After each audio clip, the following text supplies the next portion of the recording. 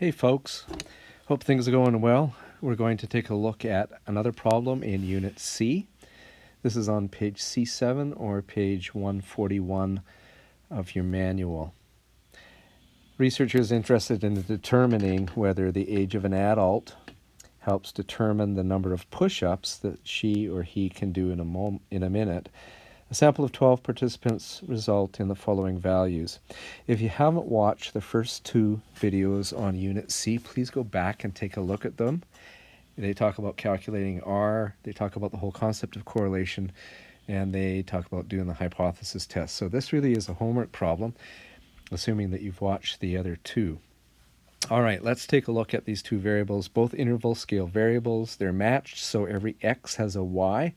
Of course, every line represents a respondent. There's 12 respondents here.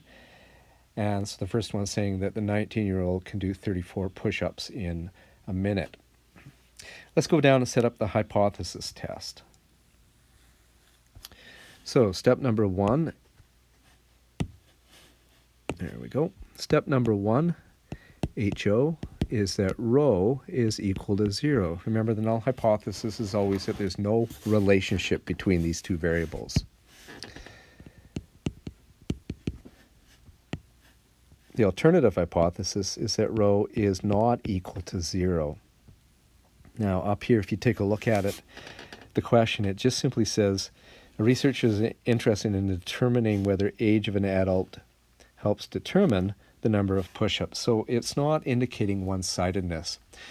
I want to point out that the online notes that I have actually show this as a lower tail test. So that was copying out of my manual here. And I've actually changed my mind on that one. Is when I do the lecture in class, I say, hey, I'm hypothesizing that if there's a relationship, it's a negative one. But I want to go to the actual question the way that it's written here. So just ignore that the way that it was written in the PDF version, which is on Blackboard, and take a look at the way that this is actually written, which is really suggesting a two-sided test here. So step number two then is, what is our test statistic? It's going to be a T star is equal to R times the square root of n minus 2 over the square root of 1 minus r squared. Step number three is your decision rule. So if this were the classical approach, what we would do is we would say, here's a nice t distribution, and the degrees of freedom are 10. And that's because there's 12 respondents, so n minus 2, or 12 minus 2, is equal to 10. Now, because this is a two-sided test, according to the alternative hypothesis, we're going to put our alpha, half of alpha, in each tail. So alpha was not specified, so we will assume a 5% level of significance. We're going to put 2.5% in each tail. I'm going to assume that you know how to look that up on a t-table, and what we'll get is plus and minus 2.228. If you were to use Excel, this is the function that you would use. It's a t inverse dot two-tailed. You'd put in the full alpha and then your degrees of freedom, and that'll give you 2.228. If this is the p-value approach, you're going to have here, if the p-value is less than alpha, which is 5%, oops,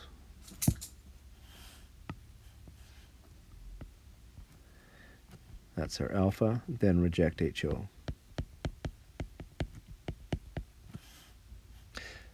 I don't know if you just heard my dog gagging. She's getting old and she's sometimes does that. If you didn't hear it, then I guess it doesn't matter, does it? All right, let's continue on here now. And we're going to take a look at step number 4, which is the calculation. In step 4, what we do is we figure out the sum of the x's, the sum of the y's, sum of the x squares, and so on like that. So let's do this row by row. And so 19 squared, so that's this number squared, gives us 361.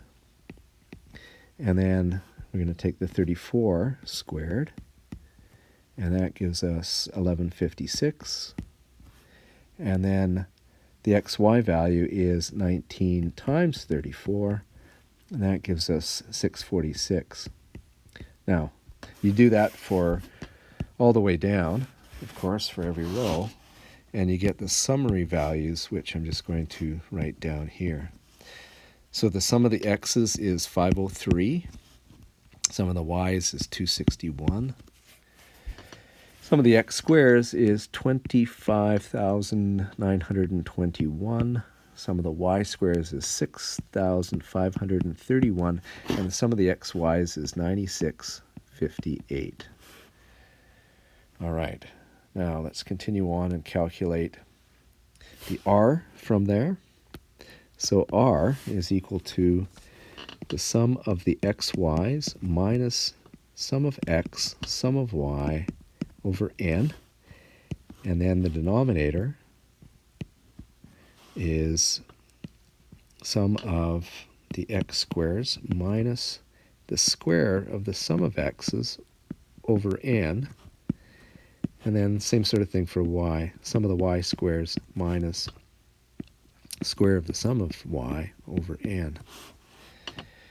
All right, let's stick in the numbers.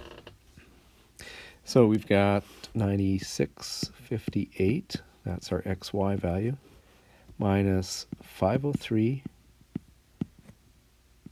times 261, sum of x times the sum of y's, over 12. Remember that 12 is that there's 12 pairs of people, not 24 numbers, but 12 pairs of x's and y's. And then we've got down here, sum of the x squares is 25,921 minus 503 squared over 12 times the square root of 6531 minus 261 squared over 12. And that whole thing comes to minus 0.631. So that's showing that there is a negative correlation between the age of a person and their age. Now you might say, well, what about kids? That doesn't really work for kids. It's always dependent on the range of your data. So if you take a look at the ages here, the smallest age that we have is 18. So it goes from 18 up to 78. So we're talking adults here, we're not talking about kids, and that's really important to know the range of your data. All right, back down here, let's continue on with the t star value. So t star is equal to the r, which is minus 0.631 times the square root of 12 over square root of 1 minus a negative 0.631 squared. And that whole thing turns out to be minus 2.57. All right, where is that? Well, minus 2.57 going back up here is actually about there, minus 2.57. So we would reject HO and conclude that there is a significant negative correlation between the two. As the age of the person increases, then the number of push-ups that they can do per minute decreases. Now, of course, that's not for every single person. There are some outliers. We'll take a look at that when we get into simple linear regression. But as a general trend, taking a look at the sample as an inference of the population here, we can say that as age increases, then the number of push-ups decreases. Last thing here is just that the p-value, if you used an Excel function, it would be t-dist two-tailed. You can't actually put in a negative 2.57. It's just kind of a glitch of Excel. So you put in positive 2.57 and then your degrees of freedom, which are 10. And that'll give you 0.028 which is less than 5%, and so of course you would end up rejecting HO. So that's that. Next, what we're going to take a look at is the Spearman's correlation, and I'll get to that in the next lesson.